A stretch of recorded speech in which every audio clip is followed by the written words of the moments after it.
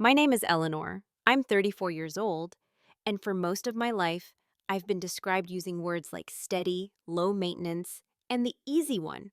I work in operations, one of those jobs people don't fully understand unless something goes wrong. It suits me. I've always been better at keeping things running quietly than announcing myself. If you asked people who know me casually, they'd probably say I'm reserved, maybe even boring. I don't talk much about money or conflict or family. I don't post victories online. I don't ask for help unless I've exhausted every other option. And because of that, people often assume I need less support, less consideration, less fairness. This story isn't about revenge. It's not about proving anyone wrong. And it's definitely not about money alone, though money plays a very visible role in it. It's about favoritism, the kind that doesn't scream or explode, the kind that quietly rearranges a family's sense of obligation until one person is always giving and another is always receiving. A few years ago, my parents gave my younger brother $120,000. No contract, no repayment plan, just love, they said. Support, belief in his potential. Not long after that, they asked me for $5,000. This isn't a story about refusing them outright. It's about what led up to that moment. And what followed after, I realized something fundamental had shifted, not in them, but in me. Over the next hour or so, I'm going to walk you through a slow emotional journey. There are no villains here, no shouting matches, no dramatic ultimatums, just patterns that repeat until you can't unsee them anymore. You'll hear about the role I played in my family, the dependable one, the invisible one, the one who didn't need much. You'll hear about the small dismissals that never seemed worth addressing on their own. And you'll hear about the moment I understood that staying quiet wasn't the same as being kind. What happened afterward wasn't loud. It wasn't cruel, but it was final. Favoritism emptied their pockets. I closed mine. I'm sharing this not to invite judgment, but reflection. Because many of us grow up believing that fairness will eventually balance itself out, that if we keep showing up, someone will notice. That love is proven through endurance. Sometimes the most powerful shift isn't confrontation. It's recognition. If you've ever been the one who was fine so others could be favored, if you've ever been underestimated because you didn't complain, if you've ever realized too late that generosity without boundaries becomes expectation, then this story might feel familiar. Before we go any further, let me ask you something gently and honestly. Have you ever stayed silent in a situation that slowly taught others they could take more from you simply because you could handle it? In my family, I was never introduced by name first. I was introduced by function. This is Eleanor. She'll help you figure it out. Ask your sister. She's good with paperwork. Eleanor doesn't mind. She's flexible. Those sentences followed me from my early 20s into my 30s, spoken casually, almost fondly. And for a long time, I wore them like proof of trust. Being useful felt like being needed. Being needed felt close enough to being loved. My brother Daniel was different. He arrived in rooms with stories already forming around him, potential, pressure, expectations. My parents spoke about him in futures, what he would do, what he could become if things aligned. I was spoken about in the present tense. I handled, I managed, I helped. No one ever said this explicitly, of course. There was no family meeting where roles were assigned. It happened the way these things always do, through repetition, through tone, through who gets interrupted and who gets listened to, through who is asked how they're doing and who is thanked for stepping in. I learned early not to need much. I paid my way through most of college with scholarships and part-time work. When I graduated, I didn't move back home.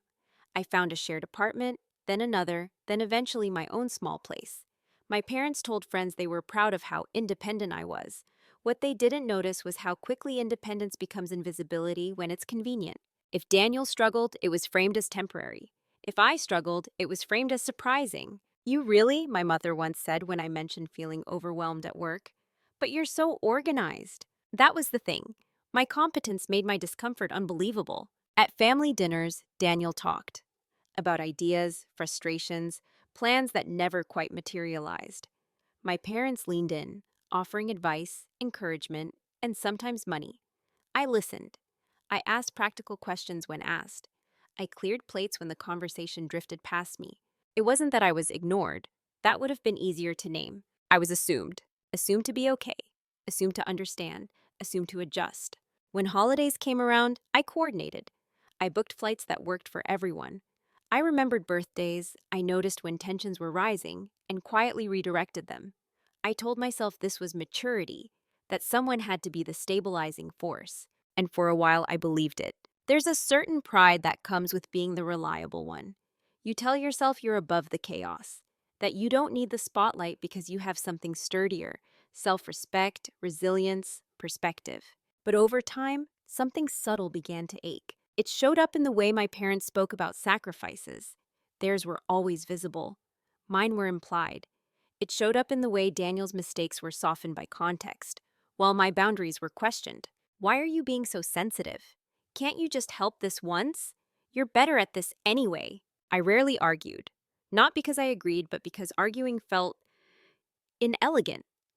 Like making noise would cheapen whatever point I was trying to protect. So I stayed quiet. I stayed capable. And slowly, without meaning to, I taught them who I was to them. Not the daughter who needed fairness, not the sister who deserved equal consideration, but the one who would always be fine. At least that's what they believed.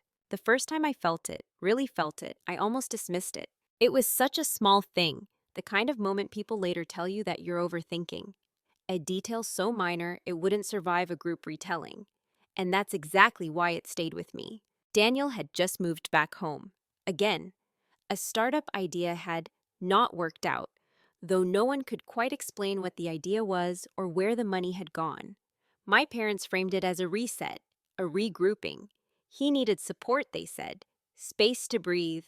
At Sunday dinner, my father mentioned they were helping him cover his car payments for a while, just until he found his footing. I nodded, of course. Then my mother turned to me and said, almost as an afterthought, "Oh, and we were wondering if you could handle the dinner bill tonight. We're a bit stretched this month." It wasn't the request itself. I could afford dinner. I had covered meals plenty of times before.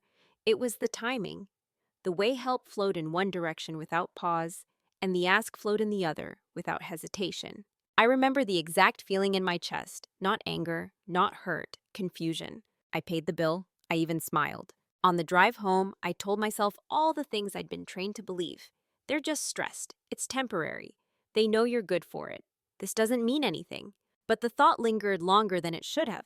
A few weeks later, it happened again. Daniel needed help with insurance paperwork. My parents called me not to ask if I could help, but to tell me I would. "You're so good with this stuff," my dad said. "He gets overwhelmed." I spent my Saturday afternoon on hold with an insurance company while Daniel slept in. When I mentioned later that I was exhausted, my mother laughed softly. "You always make things harder for yourself," she said. "You could just say no." But that wasn't true. Not really, because saying no would have changed something. And I wasn't ready to admit that yet. The cut wasn't deep. It didn't bleed. It was more like a paper cut you don't notice until water hits it. The moment that followed sealed it for me. I had just received a small promotion at work. Not life-changing, but meaningful. I mentioned it casually during a phone call with my parents. There was a pause. Then my mother said, "That's nice, honey." Nice. 2 days later, they called again. Excited this time.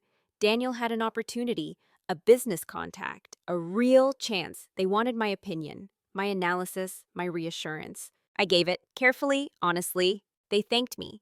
Then my father said, "We're thinking of helping him out financially, just to give him a proper shot." I waited, not for approval, just for acknowledgement.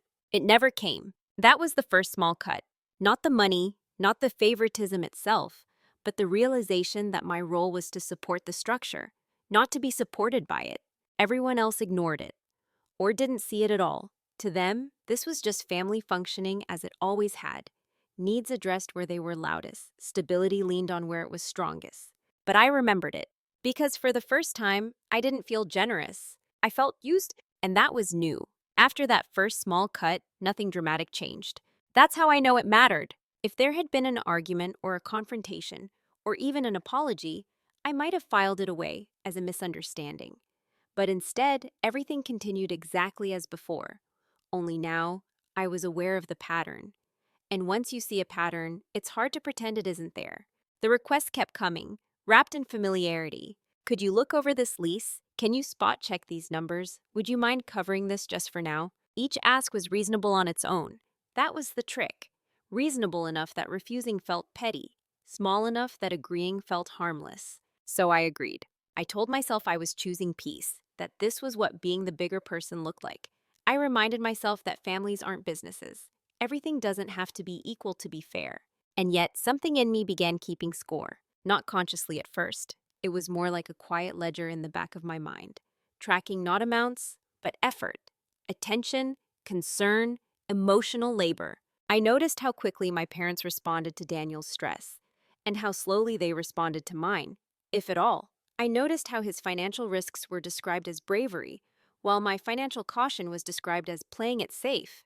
"You've always been conservative," my father said once, not unkindly. "Daniel's more of a risk taker." What he meant was Daniel was allowed to fail. I wasn't. When Daniel missed a deadline, someone stepped in. When I met every expectation, it simply reset the bar.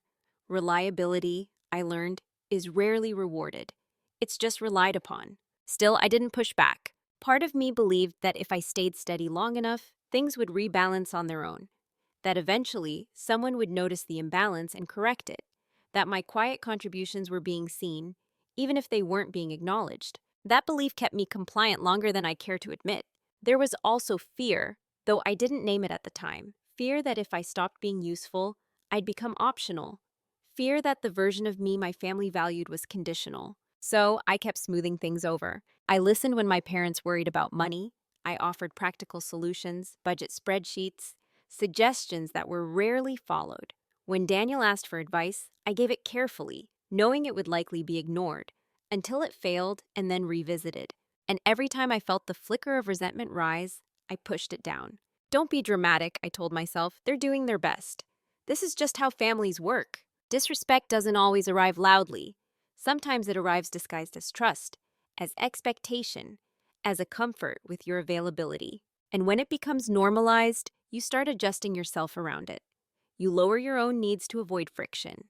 You stop offering parts of your life that might require reciprocation. I noticed I talked less about my work, less about my plans.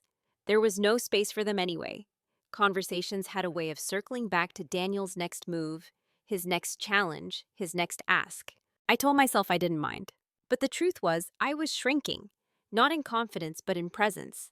I was still competent, still composed, still dependable. I was just quieter.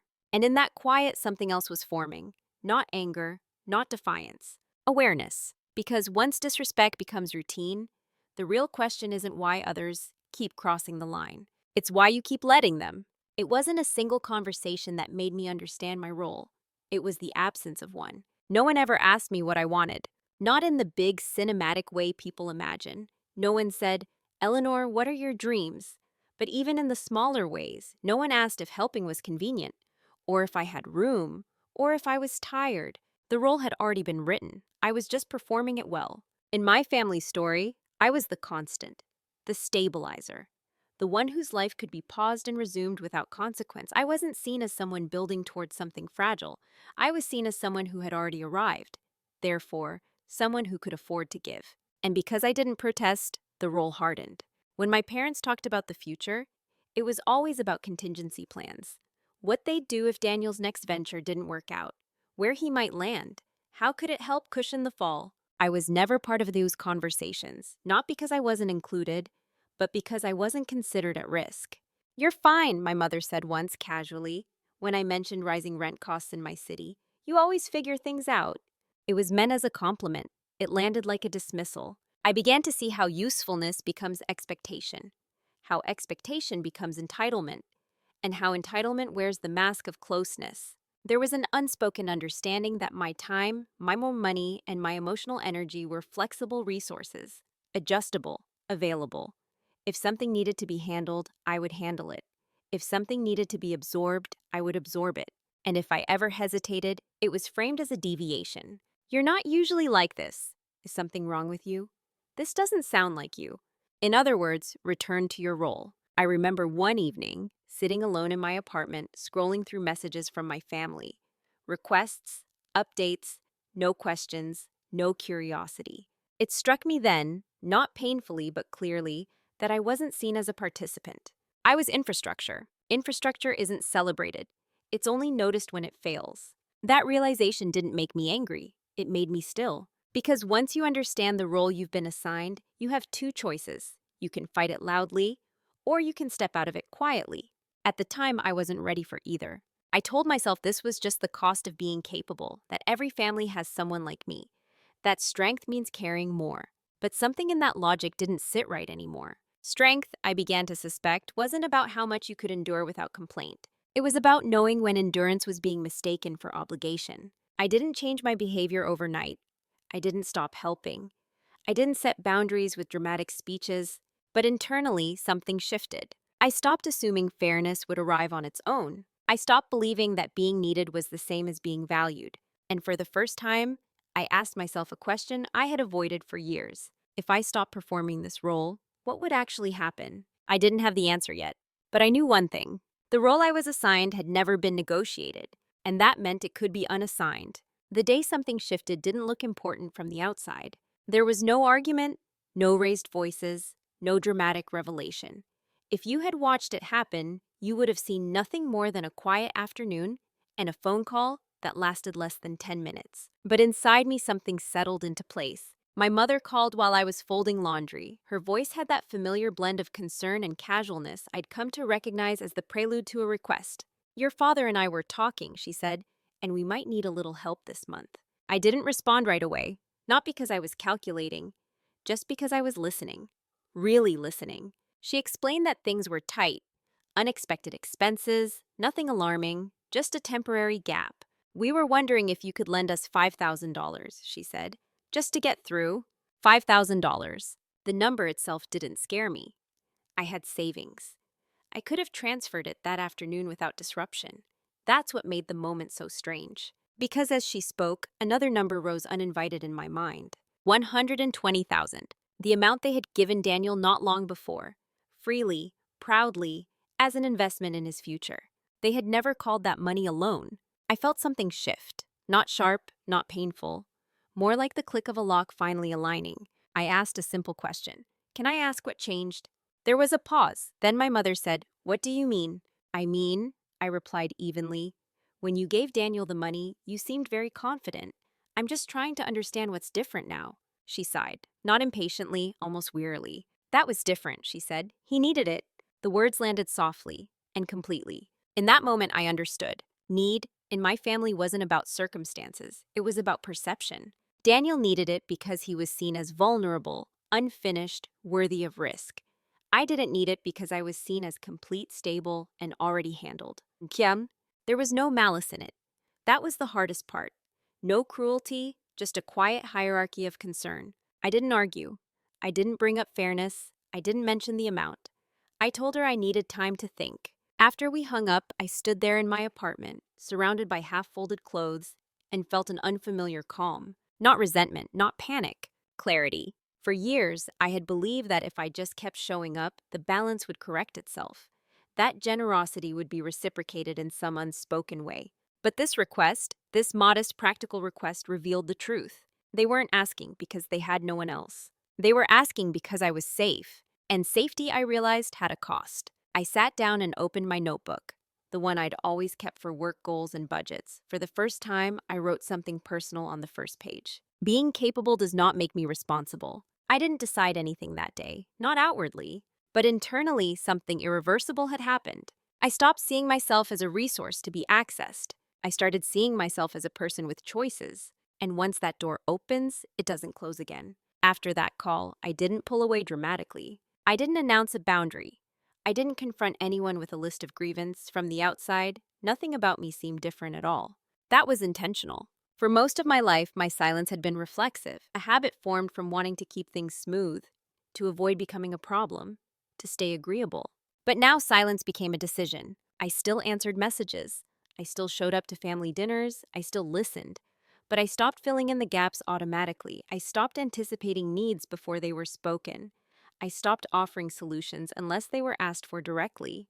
And when I was asked, I answered carefully, not evasively, just honestly. "I can't take that on right now. I'm not sure that's something I should handle. I'd need to think about it." These were sentences I had almost never used before. They felt strange in my mouth at first, like wearing shoes that hadn't been broken in yet. Uncomfortable, but grounding. The reaction was subtle, but immediate.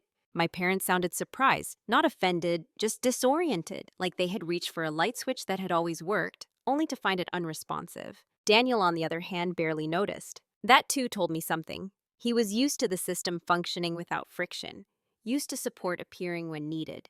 My shift didn't register as resistance, it registered as background noise. And I let it. I began observing instead of absorbing. I noticed how often problems were framed as urgent when they involved him, and optional when they involved me. I noticed how my parents discussed money in broad strokes with me, but in protective detail with him. Most of all, I noticed how little anyone asked why I was being quieter. No one said, "Are you okay?" No one said, "Did we ask too much?" They simply adjusted around my new stillness, assuming it was temporary. That assumption gave me space. In that space, I started making decisions I had postponed for years. I reviewed my finances, not with anxiety, but with precision. I separated what I understood from what I had only assumed. I realized how often I had left margin for others without securing enough for myself. I didn't tell anyone I was doing this. Silence, I learned, is unsettling to people who are used to access, but it's also protective. Without the constant output of explanations and justifications, I could hear my own thinking more clearly. I could trace the difference between guilt and responsibility, between kindness and compliance. I began to understand something important. People don't push boundaries because they're cruel. They push them because they're unclear. And mine had been invisible for years. This wasn't about punishment. It wasn't about withholding out of spite. It was about stepping back into my own life without asking permission. And the more I did that, the more obvious it became how much of my presence had been taken for granted. No one confronted me about it. Not yet. But the silence between us had changed texture. It was no longer something I endured. It was something I controlled. What surprised me most wasn't how little they noticed my silence. It was how much they never noticed before. When I stopped filling every pause, nothing collapsed. Bills were still paid. Conversations still happened. Daniel still moved through the world, buffered by assumption and second chances. My parents still believed they were managing things reasonably. They didn't notice because they never had to look. And that gave me time. Time to prepare. Not in a dramatic, secretive way, but in the way adults quietly do when they realize no one else is coming to protect their interests. I started with facts. I pulled bank statements going back years, not because I was angry, but because memory is unreliable when guilt is involved. I wanted numbers, patterns, evidence that I hadn't imagined the imbalance. What I found was sobering, but not shocking. Small transfers here. Emergency help is there. Covered costs, bridged gaps, nothing outrageous on its own. But together, it formed a clear picture. I had been subsidizing stability while being told I was simply helpful. I wasn't reckless with money. I had been, but I had been generous without structure, available without limits. That changed. I met with a financial advisor for the first time, not to grow wealth aggressively, but to protect it, to understand what was mine, what was discretionary, and what needed to be off limits if I wanted a future that didn't depend on endurance. I didn't frame the meeting around family. I framed it around autonomy. At work, I did something similar. I documented everything, not out of fear, but out of respect for my own labor. I made my contributions visible without announcing them.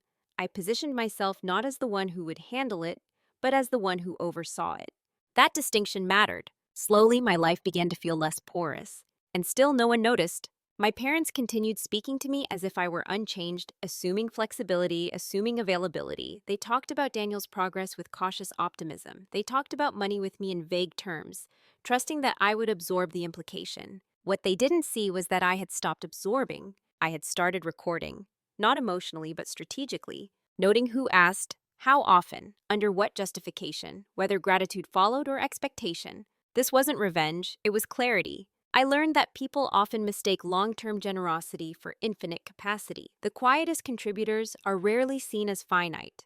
And because I didn't announce my shift, no one adjusted their expectations yet. That was the advantage. Preparation doesn't announce itself. It doesn't warn. It doesn't need an audience. It happens in small decisions that look unremarkable from the outside. Choosing not to explain myself. Choosing not to rescue outcomes I didn't create. Choosing not to volunteer information that would invite requests. I stopped telling my parents how much I had saved. I stopped talking about raises. I stopped framing my life as stable in a way that sounded available. I didn't lie. I just stopped translating my reality into reassurance for others. And the more I did that, the more I realized something quietly powerful. They had never known my limits. They had just assumed I didn't have any. That assumption was about to become very expensive. The reveal wasn't dramatic. There was no celebratory moment, no rush of triumph, no urge to tell anyone what I had discovered. In fact, when it finally crystallized, I felt almost nothing at all, just understanding. I was sitting alone at my kitchen table late one evening, papers spread out in careful rows, bank statements, notes from my advisor, a simple spreadsheet I had built for myself, not to impress, but to see. And what I saw was this. I was not just stable, I was insulated. For years, I had believed my margin was modest because I kept comparing myself to perceived obligations, family emergencies, implied responsibilities, the quiet expectation that if something went wrong, I would step in. Once I removed those assumptions, the picture changed completely. I had savings that were untouched, retirement accounts that were healthy, a risk profile that was conservative by choice, not by limitation, options, real options. And the most important one was this: I could say no and nothing in my life would collapse. That realization didn't make me feel powerful. It made me feel calm. Because the power that needs to be displayed is usually compensating for fear. What I felt was the absence of it. I thought about my parents then, about how they spoke of money as something that flowed toward urgency, how they had shown me, without intending to, that financial generosity in our family wasn't governed by fairness, but by anxiety. Daniel's instability triggered their fear. My stability soothed it, and so resources moved accordingly. They weren't malicious, they were human, but being human doesn't make the consequences any less real. The leverage I discovered wasn't financial in the way people imagine. It wasn't about cutting anyone off. It wasn't about withholding support dramatically. It was about choice. For the first time, I saw clearly that I had been operating under an unspoken rule. Because I can, I should. That rule was never negotiated, never agreed upon, never even stated out loud. And once I saw it, I couldn't unsee it. I also realized something more difficult to admit. My silence had helped maintain the system. Not because I was weak, but because I was conflict avoidant. Because I preferred being useful to being uncomfortable. That didn't make me guilty. It made me responsible for myself. I folded the papers neatly and put them away. I didn't feel the urge to act immediately. Clarity doesn't rush. It waits. I didn't confront anyone. I didn't rehearse speeches. I didn't plan consequences. I simply acknowledged the truth. If I continued as I had, the outcome was predictable. More asks, more imbalance, more quiet resentment. If I changed calmly, deliberately, the outcome would be unfamiliar, possibly uncomfortable, but honest. That night, before going to bed, I wrote one more line in my notebook. I am not the emergency fund. It wasn't anger that motivated me after that. It was respect. Respect for the life I had built quietly.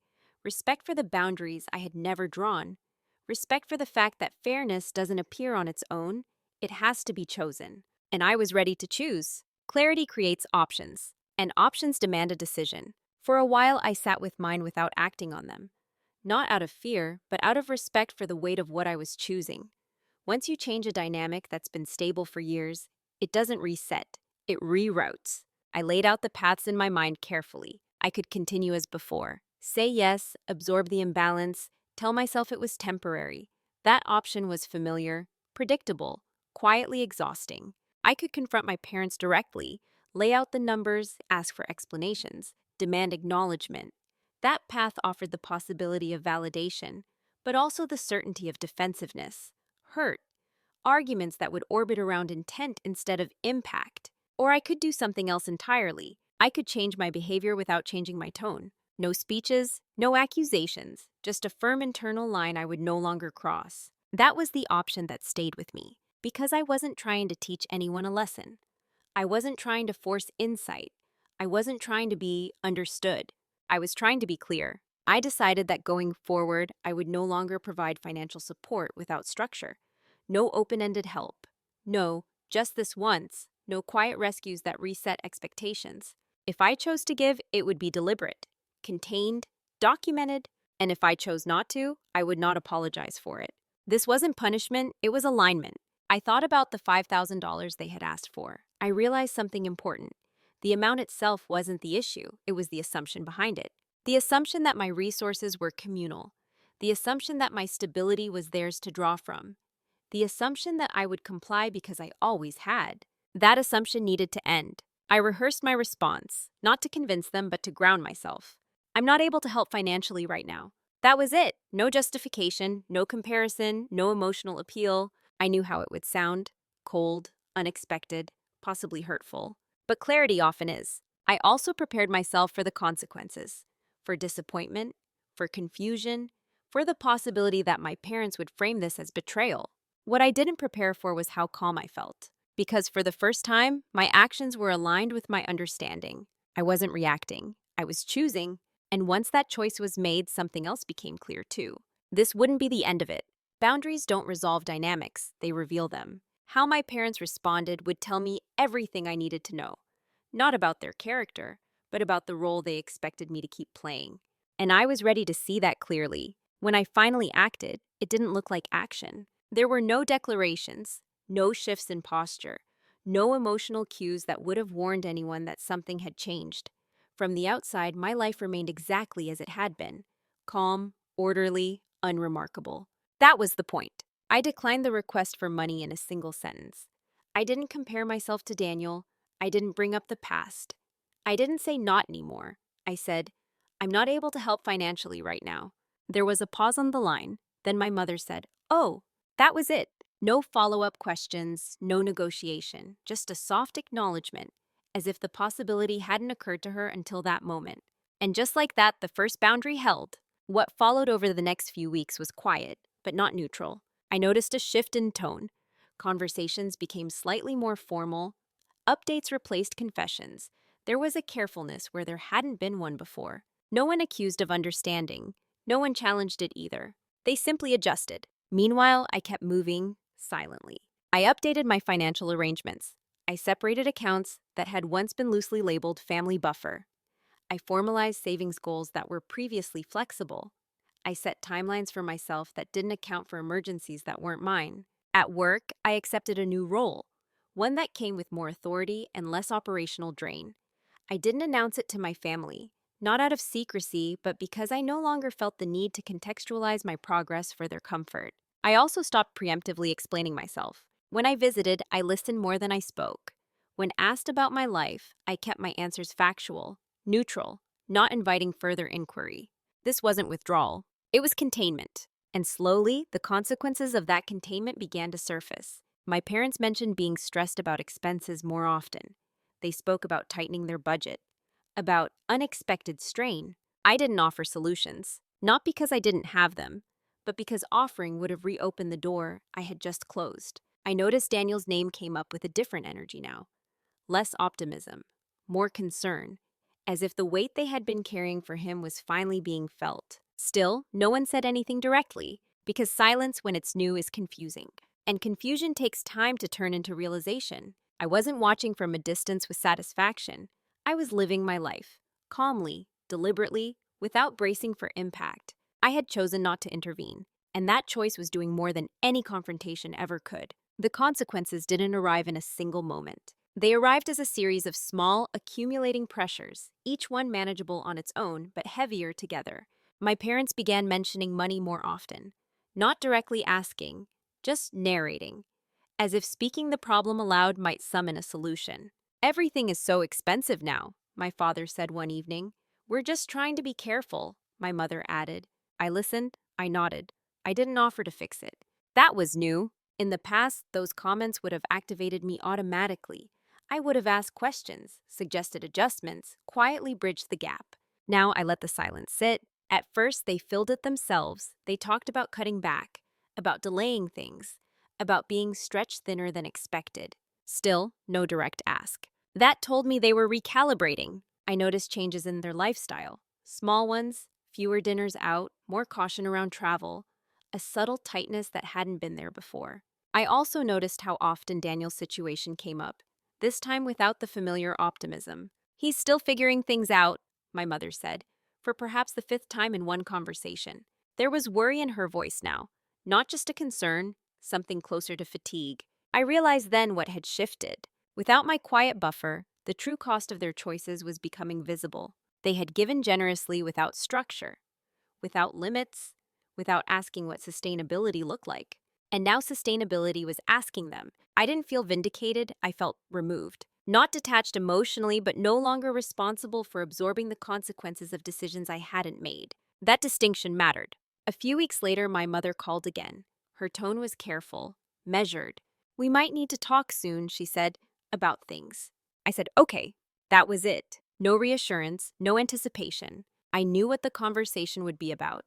Not because she said it, but because the system had reached its limit. When support is unbalanced, someone eventually feels the weight. And when the most stable support steps back, the imbalance has nowhere to hide. I didn't prepare speeches. I didn't rehearse arguments. I prepared my presence, because whatever came next would require calm, not explanation. The consequences had begun, and there was no way to reverse them without acknowledging what caused them. When we finally sat down to talk, it was already too late to fix anything quietly. Not because I was unwilling, but because the window where denial could protect everyone had closed. My parents came to my apartment on a Sunday afternoon. They brought pastries, small talk, the familiar rituals of comfort they'd always used when conversations might get difficult. We sat at my kitchen table, the same one where I had discovered my own leverage months earlier. My mother spoke first, carefully. "We didn't realize things were this tight," she said, "for all of us." I noticed the phrasing immediately, "for all of us." She went on to explain how expenses had added up. Daniel's situation had taken longer than expected to stabilize. How they had assumed things would balance out. Assumed. I listened without interrupting, without correcting. When she finished, she looked at me with an expression I hadn't seen before. Not expectation, not confidence. Uncertainty. "We were hoping," she said, "that you might be able to help. Just temporarily, until things settle." There it was. Not 5,000 this time. More. But still framed as temporary, still undefined. I took a breath, not to calm myself, but to speak clearly. "I can't do that," I said. No qualifiers, no emotional padding. My father frowned slightly. "We're family," he said. Not accusingly, just stating a fact. "I know," I replied, "and I care about you, but I'm not able to be part of this financially."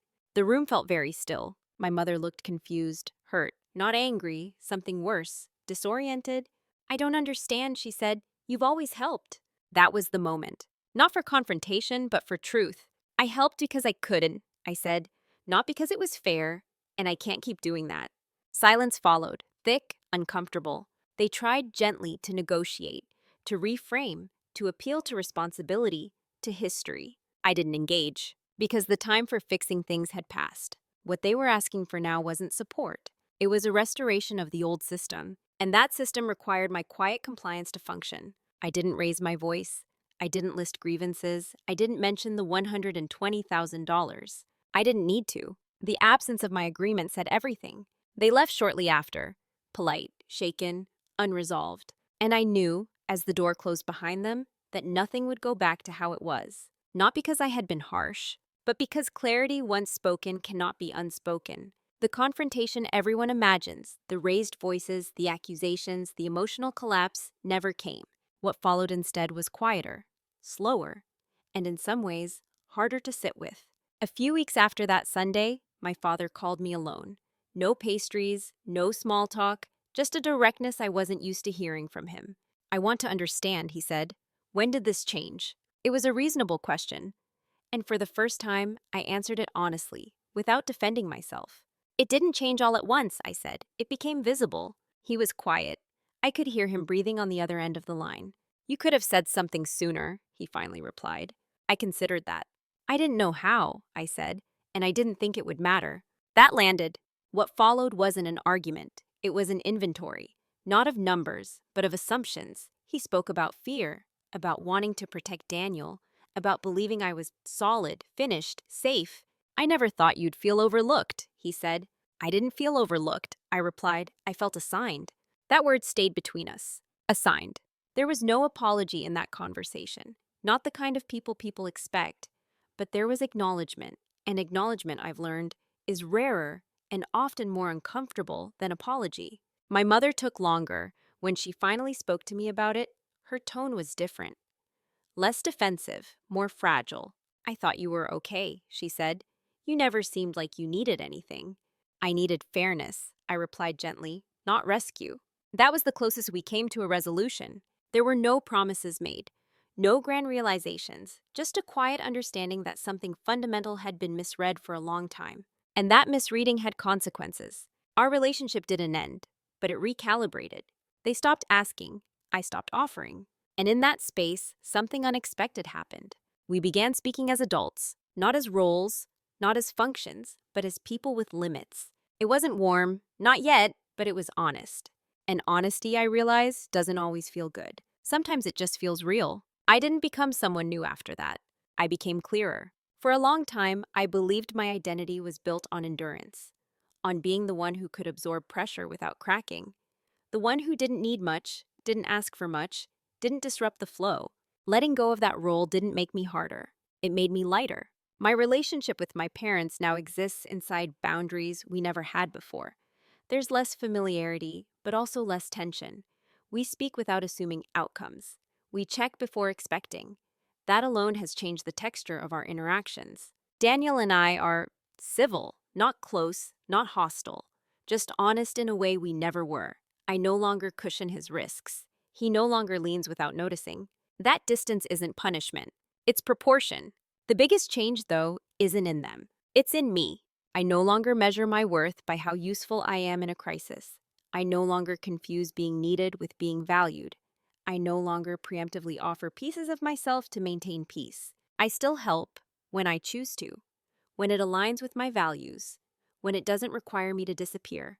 I've learned that generosity feels very different when it's voluntary. It doesn't drain, it doesn't resent, it doesn't keep score.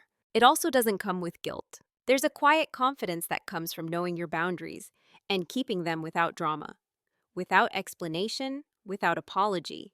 I don't talk about money much anymore, not because it's taboo, but because it's no longer part of my identity. It's a tool, not a measure of love, not a substitute for presence. When I look back now, I don't feel anger. I feel understanding, for myself most of all. I understand how easy it is to slide into roles that reward silence, how competence can become a trap if it's never paired with limits, how families can mistake stability for endless supply. And I understand that choosing yourself doesn't require anyone else to be the villain. It just requires clarity. I'm still calm, still capable, still reliable. But now I am also deliberate, and that has made all the difference. There's a belief many of us grow up with, especially those of us who are dependable, that fairness eventually finds its way to us. That if we keep showing up, keep being reasonable, keep absorbing more than our share, someone will notice and adjust. Sometimes they don't. Not because they're cruel, not because they don't love us, but because systems that work are rarely questioned by the people benefiting from them. In my family, favoritism wasn't loud. It didn't announce itself. It looked like concern, like protection, like help given in the direction of the most visible need. But over time, that favoritism emptied their pockets, and I closed mine. Not in anger, not in revenge, but in recognition. I learned that being capable doesn't obligate you to compensate for an imbalance. That silence, when chosen, can be more powerful than confrontation. And that boundaries don't destroy relationships. They reveal which ones were built on access instead of respect. There is a quiet kind of dominance that doesn't demand acknowledgement. It doesn't raise its voice. It simply steps out of roles that were never agreed to and lets reality do the rest. I didn't win anything in the traditional sense. No apology erased the past. No moment redeemed years of being assumed. What I gained was something steadier: agency, clarity, peace. If you recognize yourself in this story, if you've been the strong one, the easy one, the one who never needed much, let me say this gently. You are allowed to stop being the solution to problems you didn't create. You are allowed to protect what you've built without explaining it to everyone who benefited from your openness. And you are allowed to choose fairness for yourself, even if others never noticed the imbalance until it was gone. Favoritism doesn't always look like cruelty. Sometimes it looks like relief. Relief that someone else will carry what you don't want to face. Closing your pocket isn't selfish, it's honest. Before I end this, I want to leave you with one question, not rhetorical, but real. At what point does being generous turn into being expected? And what would change in your life if you quietly stepped out of that role? I'd love to hear your thoughts in the comments. And if this story resonated with you, you're not alone. You never were.